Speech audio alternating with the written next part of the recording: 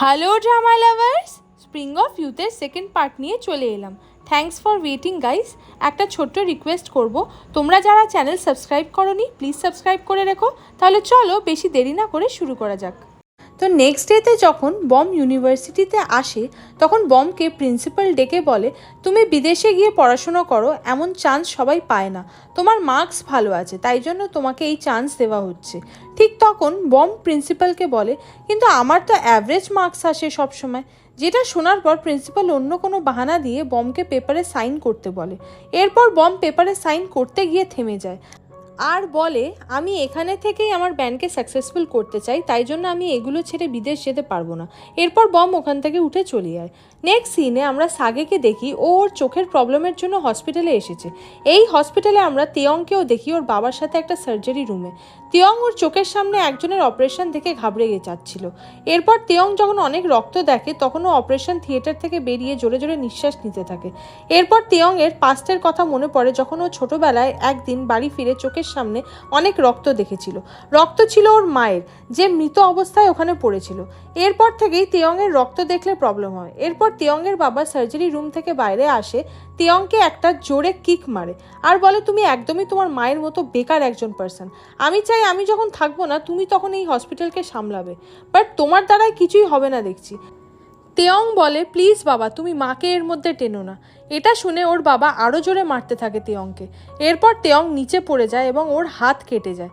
Taeyong ভীষণই heart হয় ওর বাবার বিহেভিয়ারে, তাই ও নিজেকে আরও চোট দেবে বলে একটা ভাঙা জিনিস তুলে নেয়। ঠিক তখন সাগে এসে তেয়ংকে থামায়, যেটা দেখে তেয়ং অবাক হয়ে যায়। সাগে বলে, তুমি এটা কি করতে যাচ্ছ? নিজের ক্ষতি করতে যাচ্ছ কেন? তুমি কি আর গিটার বাজাবে না লাইফে কোনো দিন? তেয়ংয়ের বাবা সাগেকে বলে, তুমি আমাদের মাঝে ইন্টারফেয়ার করো না।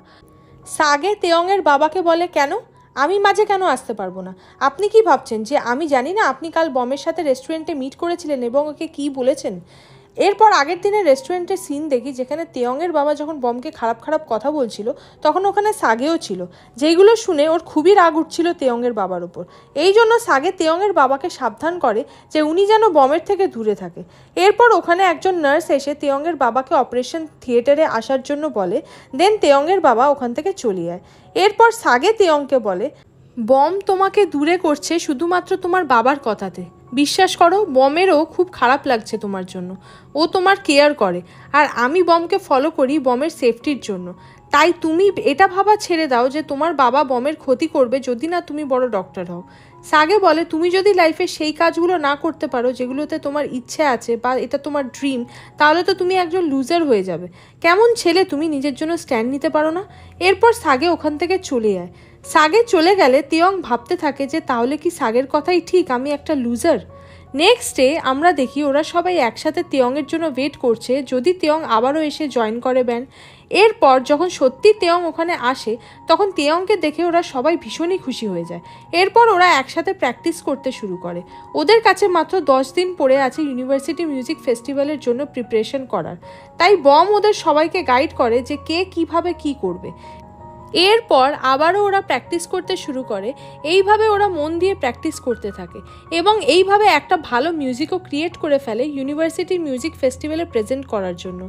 নেক্সট সিনে বম যখন ওদের গ্রুপের ব্যানার লাগাতে আসে তখন দেখে সেখানে কোনো জায়গায় আর ফাঁকা নেই, তাই বম সাগের ওপর উঠে ওদের ব্যানারটাকে ওপরের দিকে লাগাতে শুরু করে। এইদিকে বেচারা সাগের অবস্থা খারাপ হয়ে যাচ্ছিল। এদিকে গিউরি আর জিঙ্গুও পোস্টার লাগানোর জন্য এসেছে। তখন ওরা অন্য একটা গ্রুপের পোস্টার দেখতে পায় যারা আগে তেয়ংয়ের গ্রুপের মেম্বার ছিল এবং ওরা সাগেকে ফাঁসিয়েছিল, তাই জন্য গিউরি আর জিঙ্গু ওদের পোস্টার নষ্ট করে দেয়। এরপর রাতের বেলায় আমরা গিউরিকে দেখি ও সাগের ফ্যান্সদের কল করে ইনভাইট করছে আর বলছে ওরা যেন সবাই সাগেকে সাপোর্ট করার জন্য আসে। গিউরি অনেক ফ্যান গার্লসদের কল করে ইনভাইট করে। এদিকে আমরা বম আর সাগেকে শপিং করতে দেখতে পাই। এখানে ওরা সেই সব জিনিস কিনছে যেগুলো ওরা মিউজিক ফেস্টিভ্যালের জন্য ইউজ করবে। এসব করতে করতে ওদের কাছে মাত্র আর একদিন পড়ে আছে মিউজিক ফেস্টিভ্যালের জন্য। নেক্সট ডে ওরা আবারও মিউজিক প্র্যাকটিস করে। এরপর আমরা বমকে সোফাতে ঘুমিয়ে থাকতে দেখি। বম যখন ঘুম থেকে ওঠে তখন বুঝতে পারে অলরেডি অনেক রাত হয়ে গেছে। বম সাগেকে দেখে বলে, তুমি আমাকে ডাকলে না কেন? এরপর বম ওর ব্যাগ নিয়ে সাগেকে বলে, বাড়ি চলো। সাগে বমের হাত ধরে থামায় আর বলে, এখন আর কোনো লাভ নেই, কারণ এত রাতে বিল্ডিংয়ের সব গেট বন্ধ হয়ে গেছে। বম ঘাবড়ে যায় আর বলে, তাহলে আমরা এখন কি করব? এরপর বম সাগেকে বলে তুমি আমার কাছে সরি চাও, কারণ তুমি সেদিন আমাকে হাগ করেছিলে ড্রাঙ্ক হয়ে। সাগে বমকে বলে সেদিন তোমাকে ড্রাঙ্ক হয়ে আমি হাগ করিনি, তোমাকে হাগ করেছিলাম কারণ আমি তোমাকে পছন্দ করি। বম সাগের এমন কথা শুনে অবাক হয়। এরপর সাগে বমকে বলে আর তুমিও সেদিন আমাকে দূরে সরাওনি, কারণ তুমিও আমাকে পছন্দ করো। বম বলে না না তেমন কিছু না, অ্যাকচুয়ালি সেদিন আমার মায়ের কথা খুব মনে পড়ছিল তাই জন্য। এরপর হঠাৎ ওখানে পাওয়ার কাট হয়ে যায় আর বম ভয় পেয়ে গিয়ে সাগেকে জড়িয়ে ধরে। সাগে বমকে বলে দেখলে তুমি আমাকে পছন্দ করো। বম বলে না না আমি শুধু একটু ভয় পেয়ে গেছিলাম। এরপর সাগে জানলাগুলো খুলে দেয় আলো আসার জন্য। এরপর ওরা দুজন বসে গল্প করতে থাকে। সাগে বমকে বলে আমি আগে মনে করতাম আমি সব থেকে বেশি হার্ডওয়ার্কিং, বাট আজ তোমাকে দেখার পর মনে হচ্ছে আমার থেকেও বেশি তুমি হার্ডওয়ার্কিং করো, কারণ তুমি পড়াশোনা করো, পাশাপাশি পার্ট টাইম জবও করো, আবার গানও লেখো, এদিকে আমাদের ব্যান্ডকেও সাকসেসফুল করার চেষ্টা করছো। বম বলে হ্যাঁ, কারণ আমি আবারও তোমাকে একজন ফেমাস স্টার হতে দেখতে চাই, বলতে পারো এটা আমার একটা ড্রিমের মধ্যেই পড়ে। বম সাগেকে বলে যখন আমি ফেমাস প্রডিউসার হয়ে যাব তখন আমি তোমাকে সাইন করে নেব। সাগে বলে আমি তো খুবই এক্সপেন্সিভ। বম বলে কি আছে, আমরা তো ফ্রেন্ডস, তাহলে তুমি আমাকে একটু ডিসকাউন্ট করে দেবে তখন। তাছাড়া আমার স্বপ্ন আমি একদিন ভীষণ বড়লোক হব এবং যা চাইবো তাই কিনতে পারবো, যার জন্য আমাকে ভীষণ হার্ডওয়ার্ক করতে হবে। এরপর সাগে বলে আমাদের মধ্যে একবার কোনো কন্ট্রাক্ট হয়ে গেলে তুমি আর সেটাকে ভাঙতে পারবে না, তাই জন্য চলো এখানেই আমরা ডিল ফাইনাল করি। বম একটু অবাক হয় আর বলে এখানে কি করে।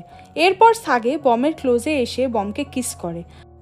বম একটু শক হয় বিকজ ও ভাবেনি সাগে এমন কিছু করবে, বাট যেহেতু বমও সাগেকে পছন্দ করতে শুরু করেছে তাই ও সাগেকে ওর থেকে দূরে করতে পারছে না। ওরা দুজন দুজনকে এইভাবেই কিস করতে থাকে। ফাইনালি ওদের মধ্যে লাভ রিলেশনশিপ হলো। নেক্সট ডে আমরা দেখি তেয়ং রেডি হয়ে ওর বাড়ি থেকে ইউনিভার্সিটি মিউজিক ফেস্টিভ্যালের জন্য আসছে। তখন তেয়ংয়ের বাবা ওকে বলে তুমি কোথায় যাচ্ছ। তেয়ং ওর বাবাকে বলে ওর মিউজিক শো করতে। তেয়ংয়ের বাবা রেগে গিয়ে বলে আমি তোমাকে বলেছি না ব্যান্ড ছেড়ে দিতে। তেয়ং ওর বাবাকে বলে বাবা আমি ব্যান্ড ছাড়বো না, ঠিক করে নিয়েছি, আর ফিউচারে আমি একজন মিউজিশিয়ানই হতে চাই, কোনো ডক্টর না। আমার মাও তোমাকে বিয়ে করার আগে খুব খুশি ছিল কারণ মা মিউজিক খুব পছন্দ করতো, কিন্তু তোমার সাথে বিয়ে হওয়ার পর মায়ের লাইফ পুরো চেঞ্জ হয়ে গেছিলো, যার জন্য মা সুসাইড করতে বাধ্য হয়েছিল। তাই জন্য আমি আমার লাইফ নিয়ে তোমাকে খেলতে দেবো না বাবা। এরপর তেয়ং ওখান থেকে চলে যায়। তেয়ংয়ের বাবার মাথা ঘুরতে শুরু করে কারণ কোনো কিছুই ওনার মতে চলছে না। তাই জন্য উনি মিস্টার চোকে ফোন করে বলে আপনিও এই মিউজিক্যাল শোয়ের ব্যাপারে জানতেন। এরপর উনি রেগে গিয়ে মিস্টার চোকে বলে যে বাবাই হোক এই মিউজিক্যাল শোকে বন্ধ করুন, না তো আমি কিছু একটা করে দেবো। এরপর তেয়ংয়ের বাবা বম আর সাগেকে উল্টোপাল্টা বলতে থাকে যে ওদের জন্য আমার ছেলে বিগড়ে গেছে। মিস্টার চো বলে আপনি একটু শান্ত হন, আমি অলরেডি প্ল্যান বানিয়ে ফেলেছি ওদের মিউজিক্যাল শোকে কিভাবে নষ্ট করা যায়। নেক্সট সিনে আমরা ওদের একসাথে খুবই এক্সাইটেড দেখি মিউজিক্যাল ফেস্টিভ্যালের জন্য। ওরা সবাইকে গুড লাক উইশ করে। এরপর গিউরি সাগেকে বলে আমি তোমার ট্রু ফ্যান্সদেরও ইনভাইট করেছি যাতে ওরা এখানে এসে তোমাকে আর আমাদের সাপোর্ট করে। সাগে গিউরির বলা কথা শুনে খুবই খুশি হয়ে যায় আর বলে কি সত্যি আমার ফ্যান্সরা আজ এখানে আসবে। এরপর গিউরির কাছে ফোনে একটা SMS আসে যেটা দেখে ওরা বুঝতে পারে ওর ফ্যান্সরা সবাই চলে এসেছে। তখন সাগে খুবই এক্সাইটেড হয়ে যায়। এরপর ওরা যখন বাইরে আসে তখন দেখে সাগের প্রচুর ফ্যানেরা এসেছে যারা আজও সাগেকে একইভাবে ভালোবাসে এবং সাপোর্ট করে, কিন্তু ওখানে কিছু ছেলেমেয়েরা ইচ্ছা করে ভাঙচুর করছিল কারণ এরা চোয়ের সাইড থেকে ছিল। এইদিকে সাগে বুঝতে পারছে না যে আসলে এরা এমন কেন করছে। এরপর গিউরি ওদের লক্ষ্য করে বলে এরা রিয়েল ফ্যান হতে পারে না, যারা ওখানে সবাই একসাথে দাঁড়িয়ে মজা করছে এবং আনন্দ করছে ওরাই হলো রিয়েল ফ্যান, আর এরা যারা ওপরে দাঁড়িয়ে আছে এরা ফেক ফ্যান। এরপর আমরা দেখি ওই ছেলেমেয়েগুলো ওখানকার সব কিছু নষ্ট করে দিচ্ছে এবং ভেঙে ফেলছে, যার জন্য সাগের যেসব রিয়েল ফ্যান্সরা ছিল তারাও ভয় পেয়ে গিয়ে ওখান থেকে সবাই দৌড়ে পালাতে থাকে। সাগে ওখানকার অবস্থা দেখে শক হয়ে যায়। এদিকে বম গিউরিও বুঝতে পারছে না এসব কেন হচ্ছে। এরপর ওখানে পুলিশ চলে আসে এবং একটা অ্যানাউন্সমেন্ট হয় যে আজকের মিউজিক ফেস্টিভ্যাল বন্ধ করে দেওয়া হলো, তাই জন্য সবাই যেন সেফলি যে যার বাড়িতে ফিরে যায়।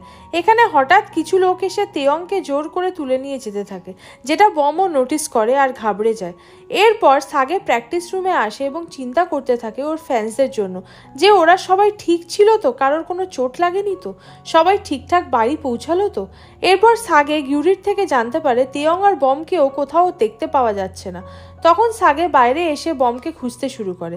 ঠিক তখন সাগে মিস্টার চোয়ের কার্ড নোটিস করে আর বুঝতে পারে যে এই লোকটাই কিছু করেছে বমের সাথে।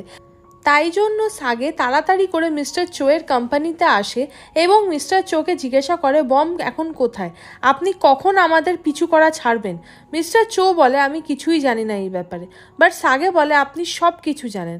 এদিকে সাগে নোটিস করে যে মিস্টার চো ফোনে একজনের সাথে কথা বলছে আর সেটা ছিল তিয়ংয়ের বাবা। এখানে তখন জিনা চলে আসে এবং সাগেকে বলে তুমি বাবার ওপর কেন চিৎকার করছো, নিজেকে কন্ট্রোল করো। এরপর সাগে জিনাকে বলে এই লোকটার কারণে আমার লাইফ বরবাদ হয়ে গেছে, এখন আমাকে শান্তি মতো থাকতেও দিচ্ছে না, আর জানি না কেন উনি এখন বমকে এইসবের মধ্যে ইনভলভ করে দিয়েছে। এসব শোনার পর জিনা চুপ করে যায় এবং ওর বাবার দিকে একভাবে তাকিয়ে দেখতে থাকে। ওদিকে আমরা দেখি টিচার্স রুমে আলোচনা হচ্ছে মিউজিক ফেস্টিভ্যালের ওখানে পুলিশ কিভাবে চলে এলো। কেউ কি আগে প্রিন্সিপাল বলে কাল রাতে আমি স্বপ্ন দেখেছি যে যেদিনই ওদের মিউজিক ফেস্টিভ্যাল হবে সেদিন কিছু একটা বড় ঝামেলা হবে, যার জন্য আমি আগে থেকেই পুলিশদের আসার জন্য বলে রেখেছিলাম। জানি না এই সাগে বলে ছেলেটা কি কুক্ষণে আমার ইউনিভার্সিটিতেই ভর্তি হয়েছিল, এই ছেলেটার জন্য আমার ইউনিভার্সিটির নাম খারাপ হচ্ছে। অ্যাকচুয়ালি প্রিন্সিপাল মিস্টার চোয়ের সব প্ল্যানের সাথে যুক্ত আছে, কিন্তু উনি সব টিচার্সদের সামনে এমন ভাব করছে যেন উনি কিছুই জানে না। নেক্সট সিনে আমরা সাগেকে দেখি ও একা একা প্লেগ্রাউন্ডে ঘুরছে। এদিকে আমরা বমকে আসতে দেখি, বমকে অনেক আপসেট দেখাচ্ছিল। এরপর সাগে বমকে দেখে দৌড়ে এসে বমকে হাগ করে এবং জিজ্ঞাসা করে তুমি ঠিক আছো তো, আমি তো ভীষণই চিন্তায় পড়ে গেছিলাম যে তুমি কোথায় আছো। এরপর বম কাঁদতে শুরু করে এবং বলে তিয়ংকে কিছু লোক কোথাও একটা নিয়ে গেছে। বম বলে আমার তিয়ংয়ের বাবার কথা মেনে নেওয়া উচিত ছিল এবং ওর থেকে দূরে থাকা উচিত ছিল। এরপর সাগে বমকে চুপ করায় আর বলে সব ঠিক হয়ে যাবে। নেক্সট সিনে আমরা ওদের একসাথে দেখি যেখানে ওরা বুঝতে পারছে কিভাবে পুরো প্ল্যান করে ওদের মিউজিক্যাল ফেস্টিভ্যালটা খারাপ করা হলো। সাগে জানায় মিস্টার চোয়ের সাথে তিয়ংয়ের বাবাও আছে এইসবের মধ্যে। গিউরি এটা শুনে ভীষণ রেগে যায় আর বলে তিয়ংয়ের বাবা যার মিউজিক একদমই পছন্দ না, তিনি একজন মিউজিক ডিরেক্টরের সাথে বন্ধুত্ব করে রেখেছে। ওয়াও, কি আজব তাই না। এরপর সাগের ফোনে SMS আসে যেটা তিয়ং করেছে, ওর লোকেশন সেন্ড করেছে। এদিকে আমরা তিয়ংকে দেখি হসপিটালে ওর বাবা ওকে উইকনেসের ইঞ্জেকশন দিয়ে ওখানে বসিয়ে রেখেছে যাতে উঠে চলে যেতে না পারে। এরপর তিয়ং ওর বাবাকে জিজ্ঞাসা করে এসব তুমি করেছো তাই না বাবা। ওর বাবা বলে হ্যাঁ, কারণ আমি তোমায় বারবার বারণ করেছিলাম যে তুমি আমাকে যদি রাগাও তাহলে সেটা ভালো হবে না, আর এখান থেকে পালানোর চেষ্টা করো না বিকজ বাইরে গার্ডস আছে। নেক্সট সিনে আমরা দেখি সাগে অন্যদের নিয়ে হসপিটালে তো চলে এসেছে, বাট সাগে বুঝতে পারছিল না ও কিভাবে তিয়ংকে বাঁচাবে। ঠিক তখন একটা পেশেন্টকে সামনে দেখে সাগের মাথায় বুদ্ধি আসে, কারণ পেশেন্টটা রুম পাচ্ছিল না, সব রুম ভর্তি ছিল। এরপর সাগে ওই পেশেন্টকে নিয়ে VIP রুমের দিকে যেতে থাকে যেখানে তিয়ং আছে। ঠিক তখন একটা ডক্টর ওদের থামানোর চেষ্টা করে। সাগে বলে এই হসপিটালের ওনারের ছেলে তিয়ংয়ের সাথে আমাদের কথা হয়ে গেছে, তিয়ং এই পেশেন্টকে ওর রুমটা দিতে চায় বিকজ তিয়ং এখন একদম ঠিক হয়ে গেছে। এরপর তিয়ংয়ের বাবা বাইরে আসে দেখতে যে কি হচ্ছে। তখন সাগে বলে ডক্টরসরা বলেছে এই পেশেন্টের ফ্রিতে ট্রিটমেন্ট হবে, যেটা শুনে পেশেন্ট এবং পেশেন্টের ফ্যামিলি খুব খুশি হয়। তিয়ংয়ের বাবাকে দেখে বোঝা যাচ্ছিল উনি খুব রেগে গেছে, কিন্তু যেহেতু ওনার ইমেজ ভালো পজিশনে আছে তাই জন্য তিনি সেই মুহূর্তে ওদেরকে আর কিছু বলে না। এরপর ওরা রুম থেকে তিয়ংকে নিয়ে বাইরে আসে এবং ওদের সাথে নিয়ে যেতে থাকে। তিয়ংয়ের বাবা ওকে থামানোর চেষ্টা করে কিন্তু সেটা পসিবল হয় না, কারণ ওখানে থাকা সবাই ওনার ফটোস ক্লিক করতে শুরু করে। এইদিকে তিয়ংকে ফ্রি করাতে পেরে ওরা আজ ভীষণই খুশি সবাই। তিয়ং ওদের বলে আজ তোমরা যা করলে আমার জন্য তার জন্য আমি তোমাদের কাছে চিরকৃতজ্ঞ থাকবো এবং চেষ্টা করব যাতে বিপদে তোমাদেরকেও হেল্প করতে পারি। এরপর গিউরি আর বম মন খারাপ করে বিকজ ওদের আজকের পারফরমেন্স পুরো ভেস্তে গেছে। এটা শুনে সাগে বলে তাতে কি হয়েছে, আমরা মিউজিক শো হসপিটালের বাইরেই করতে পারি। এরপর ওরা হসপিটালের বাইরে এসে সং সিং করতে শুরু করে। ওদের গান শুনে কিছু পেশেন্ট এবং ডাক্তাররা বাইরে চলে আসে এবং ওদের গান এনজয় করতে থাকে। এখানে কেউ ওদেরকে গান থামানোর জন্য বলেনি বিকজ এটা তিয়ংয়ের বাবার হসপিটাল আর ও ওদের মধ্যেই ছিল। এইভাবে ওরা ওদের স্যাড দিনকে হ্যাপি দিনে কনভার্ট করে দেয়, আর পেশেন্টরাও ওদের মোটিভেশনাল সং শুনে হালকা ফিল করতে থাকে, কারণ ওখানে অনেক পেশেন্ট ছিল যারা ডিপ্রেশনের কারণে হসপিটালে ভর্তি ছিল। মিস্টার চো তার অ্যাসিস্ট্যান্টকে দিয়ে দ্য ক্রাউন গ্রুপের অফিসিয়াল পেজে পোস্ট করিয়ে দেয় সাগের এগেনস্টে, আর সেখানে বলা হয় যে সাগে ইউনিভার্সিটি ফেস্টিভ্যালে অনেক ফেক ফ্যান্সদের ইনভাইট করেছিল, আর এটা সাগে নিজেই ওনাদের কনফার্ম করেছে। তার জন্য মিস্টার চোয়ের কোম্পানি সাগের সব ফ্যান্সদের কাছে ক্ষমা প্রার্থী। নেক্সট ডে মর্নিংয়ে মিস কিম যখন ছাদে আসে তখন উনি নিচে অনেক আওয়াজ শুনতে পায়। এরপর উনি দেখে সাগের অনেক ফ্যান্সরা ওনার বাড়ির নিচে দাঁড়িয়ে আছে, যেটা দেখে উনি ভীষণই খুশি হয়ে যায় আর মনে মনে বলে আমি আজ সাগের কিছু পার্সোনাল জিনিস বেচে টাকা কামাবো। এরপর উনি নিচে এসে বলে সবাইকে সব দেওয়া হবে, তাই সবাই লাইনে দাঁড়াও। এরপর উনি সাগের জিনিসগুলোকে দেখাতে থাকে যে এই নাইট স্যুট সাগে পরে এবং এটা পরে ও ঘুমোতে যায়, আর এটা হলো সাগের বালিশ যেটাতে ও ঘুমায়। সাগের ফ্যান্সরা ভাবে ইনি করছেনটা কি, ইনি কি পাগল আছে? এরপর ওরা মিস কিমকে আসল কথা বলে যে ওরা কেন এখানে এসেছে আজ।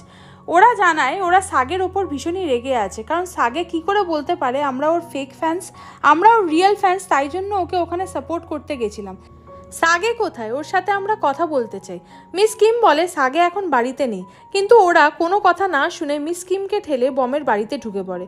এরপর ওরা বাড়িতে রাখা সব জিনিসগুলোকে ফেলে নষ্ট করতে থাকে। মিস কিম এগুলো দেখে শক হয়ে যাচ্ছিল। এরপর গিউরি তাড়াতাড়ি করে সাগেকে ডাকতে আসে আর বলে একটা এমার্জেন্সি কেস হয়ে গেছে, তুমি তাড়াতাড়ি উঠে পড়ো, না তো আজকে তুমি বাঁচতে পারবে না। সাগে বলে কেন, কি হয়েছে? গিউরি বলে তোমার লাইফ ডেঞ্জারের মধ্যে আছে। এরপর সাগের কানেও নিচে হওয়া চিৎকারের আওয়াজ আসতে থাকে, তাই জন্য ও তাড়াহুড়ো করে ছাদের ওপর চলে আসে। এরপর সাগে যখন ছাদের ওপর থেকে নিচের দিকে তাকায় তখন ওর ফ্যান্সরাও ওকে দেখে নেয় আর বলে সাগে ওপরে দাঁড়িয়ে আছে, ওকে ওখানে গিয়েই ধরতে হবে। সাগে কোনো উপায় না পেয়ে তেয়ংকে বলে তুমি কাল আমাকে বলেছিলে না আমি যদি কোনোদিনও বিপদে পড়ি তাহলে তুমি আমাকে হেল্প করবে, তো আজকে সেই দিন চলে এসেছে, নাও এইবার তুমি আমাকে তোমার জামা প্যান্টটা খুলে দাও। তেয়ং অবাক হয়ে যায় আর বলে তাহলে আমি কি পরবো? কিন্তু সাগে তেয়ংয়ের কোনো কথা না শুনেই ওর জামা খুলতে শুরু করে। এসব দেখে গিউরি ওর চোখ ঢেকে নেয়। এর মধ্যেই ফ্যান্সরা অলরেডি ওপরে চলে এসেছে সাগেকে ধরবে বলে। ওদের দেখে সাগে ভাবে ছাদ থেকে ও লাফ মারবে। এরপর সাগে একটা বড় লাফ মারে, যেটা দেখে ওর ফ্যান্সরা অবাক হয়ে যায় আর ভাবে সাগে এটা করছে কিভাবে। অ্যাকচুয়ালি সাগে হঠাৎ ওদের দেখে এতটা ভয় পেয়ে গেছিল যে ওর সাথে কি হচ্ছে সেটা বুঝতে পারে না।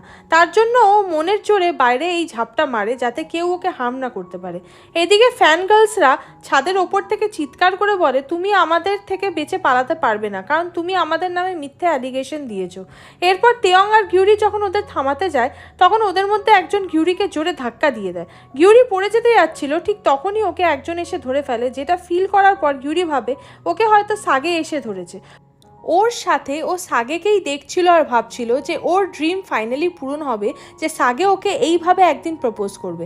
কিন্তু এরপরেই গিউরি যখন ড্রিম থেকে ওঠে তখন দেখে ওটা সাগে না, জিঙ্গু ছিল যে ওকে ধরেছিল, যেটা দেখে গিউরির মুড নষ্ট হয়ে যায় আর জিঙ্গুকে ও উল্টোপাল্টা বলতে শুরু করে, যেটা জিঙ্গু কন্ট্রোল না করতে পেরে ওর কান বন্ধ করে নেয়।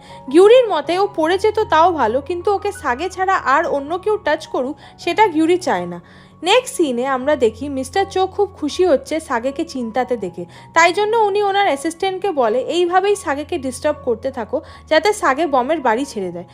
এদিকে আমরা জিনাকে দেখি, জিনা বারবার সাগের বলা কথা মনে করছিল যে সাগের কথা অনুযায়ী জিনার বাবা কিভাবে ওর আর বমের পেছনে পড়ে আছে।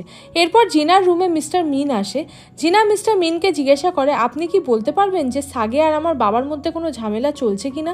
মিস্টার মিন বলে আমি এই ব্যাপারে কিছু জানি না, কারণ আমার সাগের সাথে এখন আর কোনো কথা হয় না। এরপর ওখানে আরও একজন আসে এবং জিনাকে বলে আমাদের নিউ সং যেটা নেক্সট উইকে রিলিজ করার কথা আছে সেটার কিছু লাইন স্প্যানিশ সিঙ্গারের সঙ্গের সাথে মিলে গেছে, যার জন্য এখন ওটা ছাড়লে যে কোনো ইস্যুস হতে পারে, তাই আমরা ওটাকে এক্ষুনি রিলিজ করতে পারবো না। এটা শুনে জিনা আরও চিন্তায় পড়ে যায়, কারণ জিনা ওই গানটা অন্য একজন পার্সনের থেকে কিনেছিল। নেক্সট সিনে আমরা দেখি ওরা যখন সবাই একসাথে প্র্যাকটিস রুমে আসে তখন দেখে ওদের প্র্যাকটিস রুমও পুরোপুরি খারাপ করে দিয়েছে। এটা দেখে ওদের খুবই খারাপ লাগে। এরপর ওরা ওই রুমটাকে পরিষ্কার করতে শুরু করে। এরপর সাগে প্রিন্সিপালের রুম থেকে এসে ওদের জানায় যে আমরা আর কোনোদিনও ইউনিভার্সিটির মিউজিক ফেস্টিভ্যালে পার্টিসিপেট করতে পারবো না ব্যান্ড হিসাবে, আর 1 মাসের জন্য আমাদের প্র্যাকটিস রুমটাও সাসপেন্ড করে দিয়েছে, আর এইসব ডিমান্ড করেছে তেয়ংয়ের আগের গ্রুপ মেম্বার্সরা। এটা শুনে ওরা এতটাই রেগে যায় যে ওরা সবাই মিলে ঠিক করে যারা এগুলো করেছে তাদের সাথে লড়াই করবে। এরপর ওরা একসাথে তেয়ংয়ের পুরনো ব্যান্ড গ্রুপের রুমে আসে, যেটার নাম হলো হানজু গ্রুপ। এরপর সাগে ওদের জিজ্ঞাসা করে তোমরা আমাদের পেছনে কেন পড়ে আছো? একটা ছেলে বলে তুমি কি আবার ভাবছো তুমি আমাকে মারবে? এটা করো না, তাহলে তুমি আবার কন্ট্রোভার্সিতে জড়িয়ে পড়বে। যেটা শুনে তিয়ঙ্গের ভীষণই রাগ হয় এবং ও ওই ছেলেটাকে একটা পাঞ্চ মেরে দেয়। এরপর ও সাগেকেও সরে যেতে বলে। এরপর সাগেও তিয়ঙ্গের সাথে মিলে ওদের মারতে থাকে। এরপর হানজু গ্রুপের ছেলেরা প্রথমে সাগেকে ফেলে দেয়, তারপর তিয়ঙ্গকেও ঠেলে ফেলে দেয়, যেটা দেখে ওরা রেগে গিয়ে হানজু গ্রুপের মেয়েদের সাথে বম আর ঘিউরির লড়াই স্টার্ট হয়ে যায় এবং ছেলেরাও ছেলেদের সাথে লড়াই করতে শুরু করে। বাইরে থেকে স্টুডেন্টরা এত আওয়াজ শুনে দেখতে আসে যে ওই রুমে হচ্ছেটা কি। এরপর ওরা এসে দেখে যে এখানে সবাই লড়াই করছে এবং রুমের দরজাটাও ভেতর থেকে বন্ধ করা, যার জন্য স্টুডেন্টদের ভেতরে ঢুকে ওদের থামানোর কোনো উপায় নেই। এইভাবে বেশ কিছুটা সময় ওরা শুধু মারামারি করে যায়। এরপর সাগের টিম প্রিন্সিপাল রুমে আসে এবং প্রিন্সিপাল ওদের খুবই বকাবকি করে যে তোমরা কি স্টুডেন্ট নাকি গুন্ডা? ইউনিভার্সিটিতে সব জায়গায় তোমরা অশান্তি বাঁধিয়ে রেখেছো।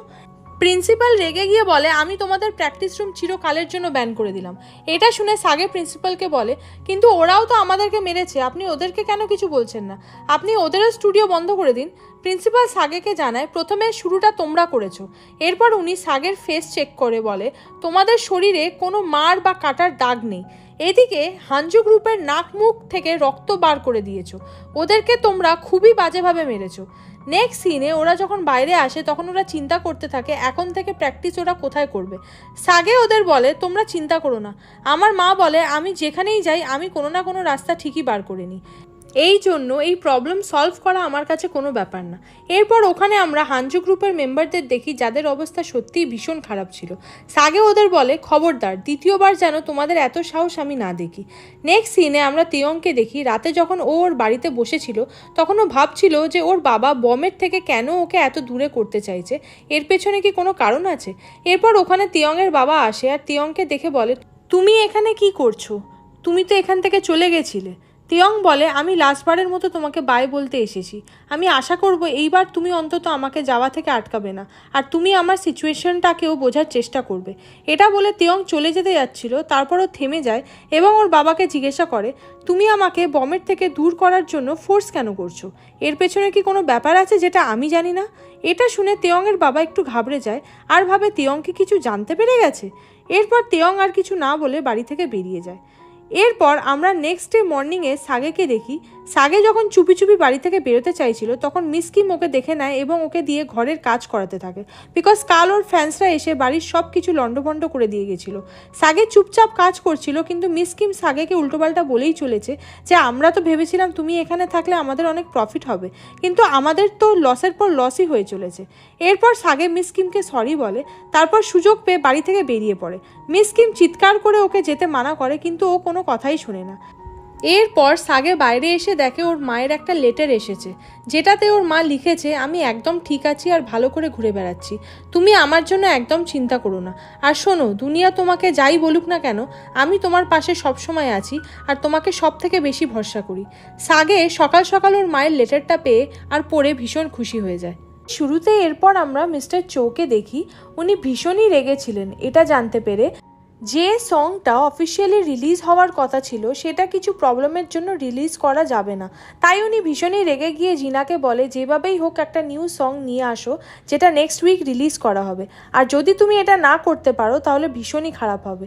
জিনা বলে বাবা তুমি চিন্তা করো না, আমি কিছু না কিছু ব্যবস্থা করব। এরপর আমরা বমকে দেখি। বম যখন কনভেনিয়েন্স স্টোরে কাজ করছিল তখন ওখানে সাগে চলে আসে এবং বমকে ওর সাথে ডেটে যাওয়ার জন্য রিকোয়েস্ট করে। বম সাগেকে বলে কেন, আমার তো যাওয়ার কোনো ইচ্ছা নেই। এরপর সাগে বমের ক্লোজে এসে বলে সেদিন রাতে আমাদের মধ্যে হওয়া কিছু মোমেন্ট তুমি কি ভুলে গেছো? বম বলে না, চলো একটা কাজ করা যাক, আমরা আমাদের রিলেশনশিপের ব্যাপারে সবার থেকে হাইড করে রাখবো, বিকজ আমি জানি এটা জানলে তিয়ঙ্গের খুব খারাপ লাগবে আর ও হার্ট হবে। এরপর বম সাগেকে বলে চলো কোথাও ঘুরতে যাওয়া যাক, তুমি এটাকে আমাদের ফার্স্ট ডেট হিসাবে ধরতে পারো, যেটা শুনে সাগেও খুশি হয়ে যায়। এরপর আমরা দেখি ওরা একটা ফেমাস রেস্টুরেন্টের বাইরে লাইনে দাঁড়িয়ে আছে। বম সাগেকে বলে এখানে খুবই ভিড়, চলো অন্য কোথাও যাওয়া যাক, কিন্তু সাগে মানা করে দেয় আর বলে ভিড় হলেও এখানকার খাবার ভীষণই ভালো, তাই আমরা এখানেই খাবো। এরপর যখনই ওদের নাম্বার আসে তখন ওরা জানতে পারে রেস্টুরেন্টে কাস্টমার ভর্তি হয়ে গেছে, তাই জন্য এখন আর কাউকে এন্ট্রি করানো হবে না। এটা দেখে সাগের মন খারাপ হয়ে যায়।